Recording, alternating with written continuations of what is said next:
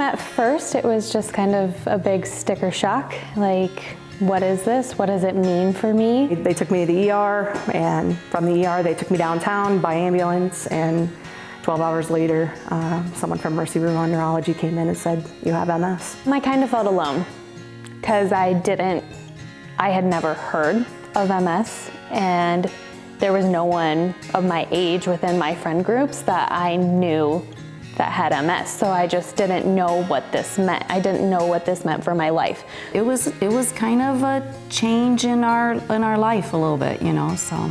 You know, when you first diagnose that, you're getting that from the doctor, you know, and when you're looking at that, they're telling you the facts, everything else, but they're not living with it. I won't beg, hey, baby, there ain't no easy way out. Oh, hey, I stand my ground, and I won't back down.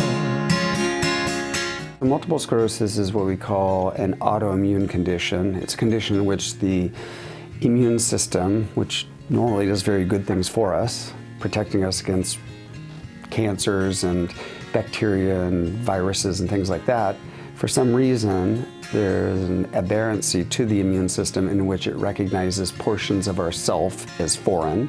I was thankful to have an answer, which that's most of what MS people say, that we're not going crazy.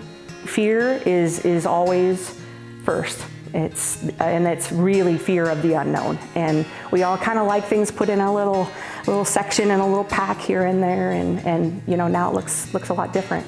You know, you went from, maybe you were at work and doing a 5-year, 10-year plan, and now you do a daily plan like this, like we're talking about earlier. You know, it's day by day. 30 years ago, we had no treatments for multiple sclerosis, a very, very, very debilitating condition in the pre-treatment era. Now we have over 20 FDA-approved therapies, highly targeted and specific. Life is what you put into it. I often compare it a lot to where you live. Some people will be like, "Oh my gosh, I live in Des Moines, there's nothing to do here." Are you kidding me? A city is what you make of it, and honestly, so is a diagnosis. And you're absolutely sick. You are, and you're gonna have days that are gonna feel really bad, you know, and the best thing you can do for you is lift yourself up.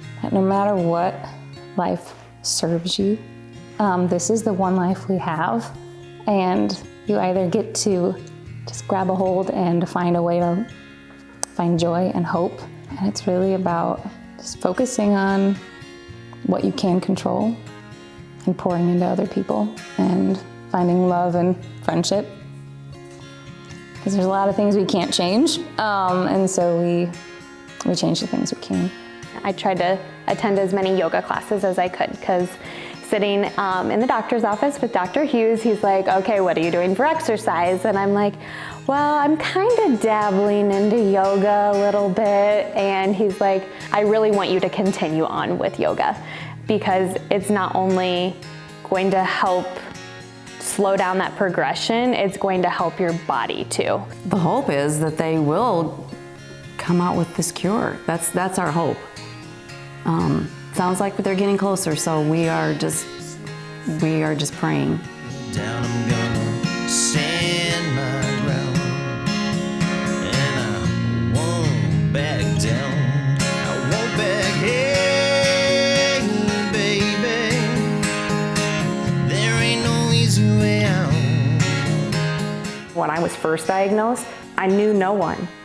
And even the MSers that I did meet with the National MS Society, then we were a region, so there were people in Minnesota, people in Iowa, South Dakota. So it was different. When I started MS Moments, it felt like a family. That's when it felt like we welcome you in, and we will listen, but we're not going to let you wallow. There's a lot of charities that are doing really great things, raising money that go to science and research to find a cure. And that is really amazing. But we need somebody there to fill that gap, because every day you might wait your whole life and never get a cure.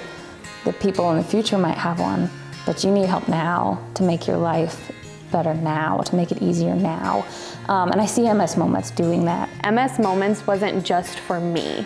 Like, it was for not only myself, it was for my mom. We saw what MS Moments does for this community. We saw how when they get together, they are each other's support, they're each other's family. Like Carrie says, they're each other's tribe. So when we saw that and we saw how important it was a no-brainer. We just looked at each other and we were like, we have to help continue this.